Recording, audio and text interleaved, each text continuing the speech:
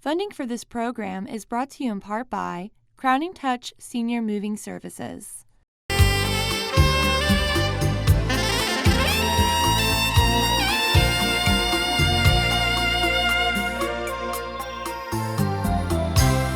Welcome. Thanks for joining us. I'm Rose Martin, and this is Real Life with Susan Harf, our very favorite life coach, who gives us tips and strategies to navigate those situations that we find ourselves in that we really wish we had someone who could help us know what to do.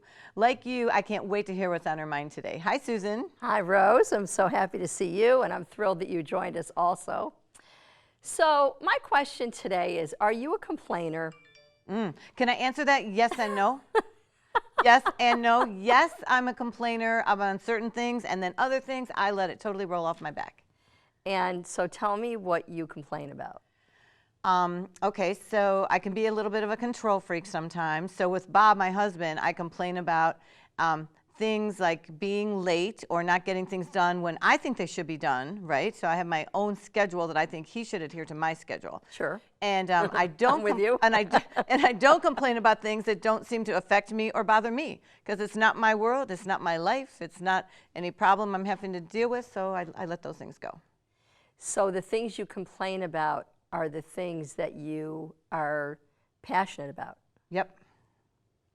And what would happen if you didn't complain? They might not get done the way I want, or in the time I want, or yeah, the way I want to have something like that done. So I'm thinking that the complaining, I must be getting something out of it. Maybe I'm getting a reaction. Maybe I'm getting things done quicker if I complain about it. But you know what? As we're talking about this, sometimes that backfires on me. You're having your own coaching session within your own mind right now. Yeah, within my own head, I'm like figuring this all out. You've been listening to me for too long.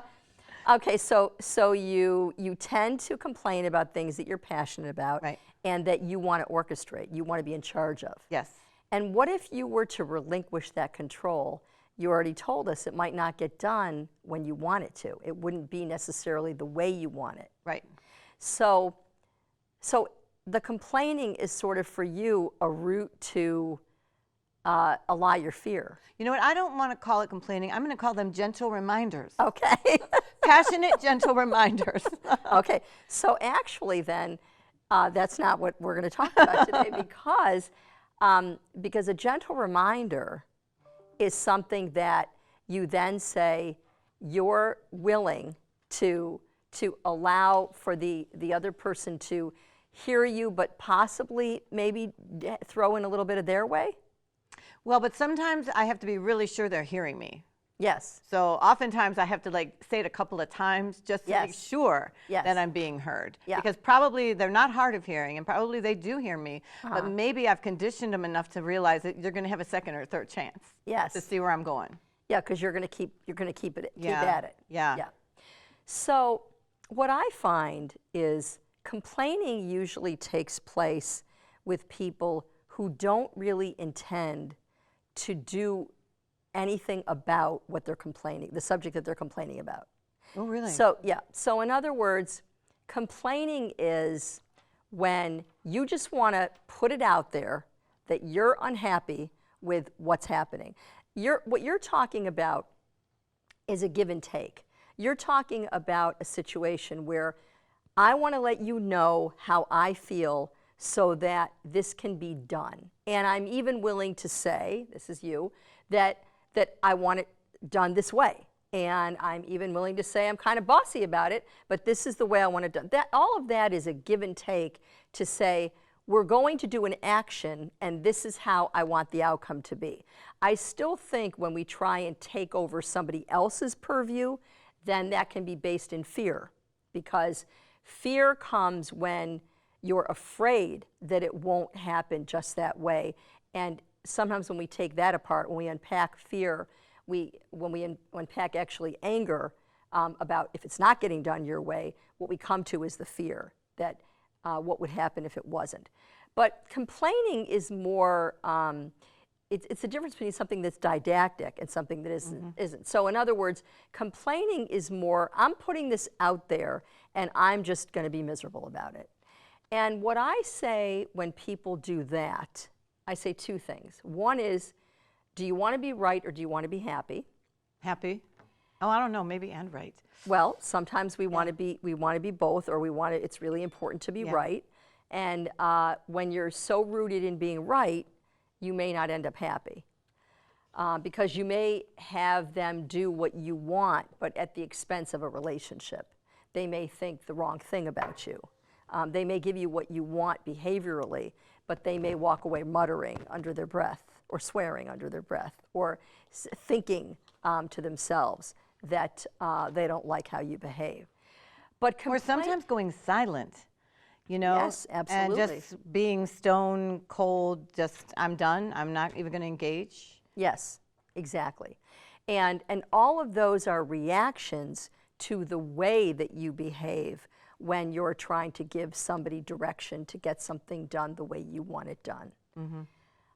So I started by saying, you know, do you want to be right or do you want to be happy? In those situations, you may end up getting what you want in the time frame that you want, but you may not win the war. You know, you lose the battle. What is it? You lose the battle and win the war. Yeah. You know, you may have won the battle, but you might not win the war. Win the war, exactly. So the fact is that you can get something accomplished, but the way you did it, what I used to call was cheap and dirty, and I usually would refer to the way that I would try and get something done with my kids if I was stressed. So for example, we'd be in a grocery store, and I would have just gotten off the air, and I would see somebody coming towards us, and I knew that I didn't know them, and I knew that the interaction we were going to have was with a stranger who thought they knew me, but I didn't know them.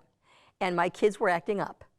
And I would say something like, stop it. like Smiling and being a ventriloquist. Yeah, I would be like, stop it. And I would be really harsh and really mean, but I wanted it done fast. Like, we don't have time for discussion right now. This woman's coming toward me, and I don't want you both killing each other while that is happening. So I was embarrassed. Yeah. So I would do the cheap and dirty way of parenting at that moment.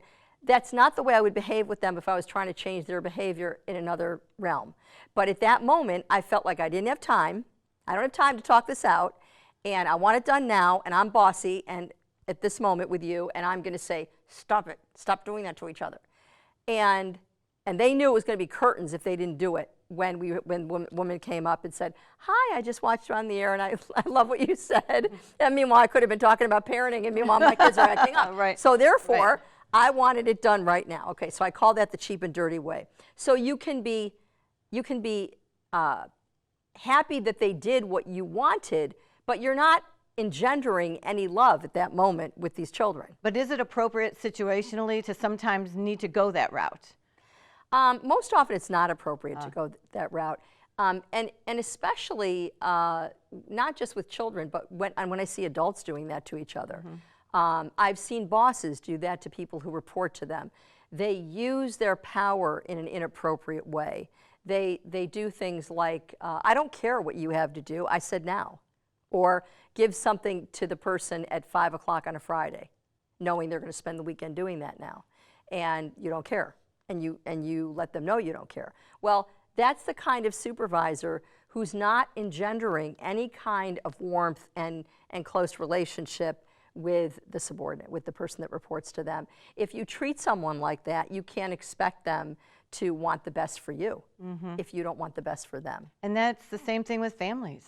Absolutely. Right? In the way and siblings, even take the parent out of it, siblings treating each other like that, and oftentimes siblings have their own war type interactions, competitiveness with siblings, that maybe that would be a great tip for them also. Exactly. And what I find when people do that is not only are they doing the cheap and dirty way to get something done, and they're not thinking about the long-term relationship, which is what they need to be thinking about, but the other thing that happens is that you don't allow the person the opportunity to give you what you want, but in their way, which then is going to open your world up to maybe even a better way. So I think that when people get very dogmatic, it is based on fear. It's based on what if it doesn't get done my way? What if it doesn't get done the way I want it? And then the complaining can sort of continue because you don't really get to the root of the most important part of the issue, which is it's not just that we want to be right, it's that we do want to be happy. It's not that we just want them to do what we want, but we don't want to walk away from the interaction in the grocery store and have, you know what happens then? The kids will start acting up again because you haven't given them anything to really go on. If instead, at a moment where somebody is not walking toward you and you want to make a good impression, when you say to your children, we're going to the grocery store now, I'm taking you both together and we need to get a few things accomplished, and I would really appreciate it if you would help me while we're there. Can you help me by helping me look for things? Can you help me by cooperating between the two of you? Can you do that for me while we're there? When you approach it that way, very few kids are going to say, no, we're going to act up. They're not. Yeah. You're giving them a reason, you're giving them an explanation, you're respecting them, and you're telling them in that moment, this is what I need from you. And you're saying it in a way that not only makes sense for you, but it makes sense for them. You know, I'm thinking about a neighbor that I had who, she was pretty much of a control freak when it came to cleaning with her kids. Would always complain, they're not cleaning, they never clean, they're not helping me clean. Would give them jobs, but then would redo everything anyway after they're done, you know, and redoing it. So they were like, why bother anymore? And I've seen that they were like, that is what they were saying, why bother? It's what we do is meaningless to her because she's just going to redo it. And I've seen that play out in the workplace too. When I can give you an example of something in the reverse. I started a job, this was decades ago, I started a job where I was asked to complete a document. And I did not know that the organization had a template for this document. So I wasn't aware of that. So I created my own. And what I created was a lot more complex than it needed to be, and it was too long, and it was several pages. And when I didn't know anything about the template, I saw the template much later. But what I loved was when I handed it to my boss, she said, thank you so much, really appreciate this. That was it. I found out there was a template later on. She didn't feel the need to say to me, you did this wrong, or you went way overboard, or we didn't need it to be 5 pages, we needed it to be 1 page. She didn't do any of that. She allowed for my way, and when I was there longer and I was more familiar with the various programs that we were using, I realized there was a template and now I'm going to do it, I'm going to use that. But she never made me feel as though there was something wrong with what I gave her. And I still to this day remember that she made me feel like, I was like second day on the job. And she made me feel like I did a good job and I gave her what she wanted and all was good. But I'm going to use something because you told us that people can't make you feel anyway. Correct. And as I was saying that, I was thinking that. Ah, okay. So explain that part of it. So she didn't make you feel, but Correct. again, your feelings because of the way she interacted with you is what you took from that situation. And the better way to say that would be, I felt accomplished by the way that she behaved. I felt good about my work because she allowed me to do it my way. And she didn't feel the need to press upon me that may not be the best presentation of this document. You know, I think that when it comes to complaining, people probably would all agree, no one really likes to be around complainers. No one, if they bring the whole atmosphere down, if they're complaining, we tend to avoid them. We tend to avoid situations or interactions with them. So what are a couple strategies to help ourselves when we're in an environment where there are complainers, or to deal with that? And then also, what can we do to make sure we're not the complainers? Good questions. And here's the thing. happiness is a form of gratitude. So, in other words, if you're not complaining, what would you be? If you weren't complaining, you'd be happy. Why would you be happy instead of complaining? Because you're grateful for the situation you're in. And you're focusing on what makes you have gratitude rather than what makes you complain. So, if happiness is a form of gratitude, which I completely subscribe to that idea, happiness being a form of gratitude means that in order to be happy, you have to be grateful for what is, not what you would like it, how you'd like it to be better.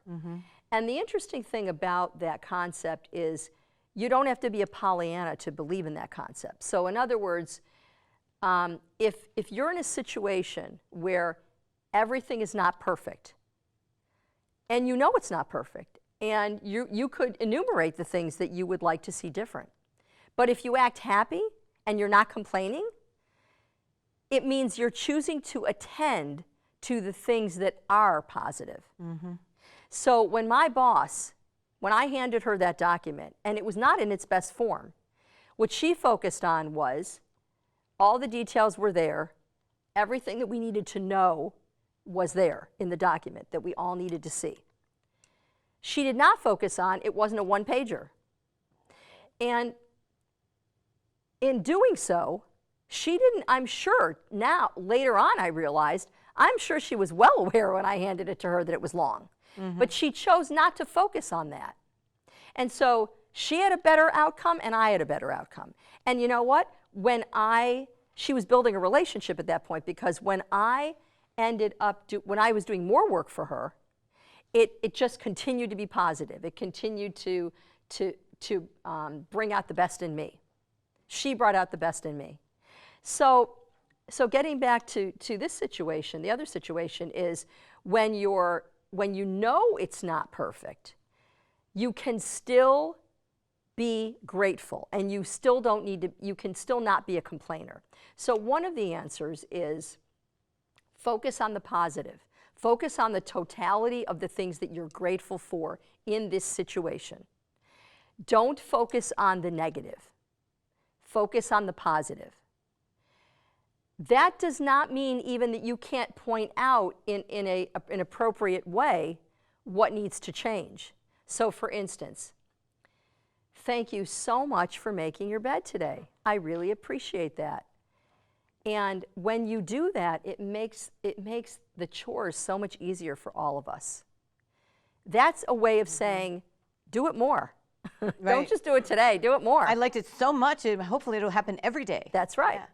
So in other words, you don't have to ignore if there's something that really bothers you, but if you can focus on the positive, then that is a huge step in the right direction toward not complaining. Secondly, the second answer is take responsibility for how you feel. Complaining is when you say, you did it. You made me feel that way, like you brought up earlier.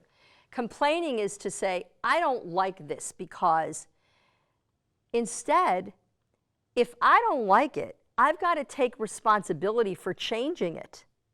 How many times do you hear people say, oh, I can't stand the way this looks, but they walk over the pile every day, or they move the pile on the desk from here to here. My office is such a mess, but I see the same piles every day when I go there. So you either really don't mind it, or if you do something about it. Or people who complain about their relationships or their job or their anything having to do with their professional or personal life. If you really hate it so much that you complain about it all day long, change it. Or realize what you can't change and move on. So where does constructive criticism compare with complaining? And is there a difference in criticizing, complaining, or being constructive when you're looking to change? Constructive criticism is, I really am so happy that we have 2 sinks in our bathroom and we can get ready together. And I would appreciate it if you would keep the water to a minimum over there, because I'm trying to get my makeup on, and I don't want that water to come over onto all my makeup. Okay, that is constructive criticism. Here's a complainer. You always make the bathroom a mess. I wish we didn't have to share a bathroom. Mm-hmm. That's saying the same thing. Right. I'm happy we're getting ready together. I need this to be dry, though. So those are two completely different ways. Or, I hate the weather here. I can't stand where we live. I hate the weather here. Well, but we moved here because you wanted to be close to your parents. Well, that's true. Well, then, would you rather move to a better climate, or do you want to be closer to your parents? We're not getting both. We can't get both today. So, in other words, when you assume responsibility for the decision, I made the decision to move here because I wanted to be closer to my parents. Okay, well, that means they live in a horrible cold climate. If you don't like the horrible cold, then you can change it. But you can't change it and get what you say you want at the same time. So the point is that we can't get it all. That's called being a grown-up. We can't get it all. We can get some things, and let's focus on the positive. So for instance, let's say you really don't like the weather. You may say, I'm so glad that we get to live near my parents. Well, how do you feel about the weather? Not great. I'm not happy about the weather. But I'm not going to complain about it because I chose to move to the north where my parents live. So in other words, by assuming responsibility for your decisions, you take the pressure off of yourself and others. We were talking earlier about, you asked, what about when people don't want to be around complainers? So you have to keep them in mind. You have to keep those other people in your life in mind. The other thing is that you really deserve to be happy. And one of the ways you can make yourself happy is to surround your environment with positivity. One of the things that I don't like, is a pet peeve of mine, is when people point out the negative to me. Even if I'm not noticing it or I'm not recognizing it, I don't want it pointed out to me.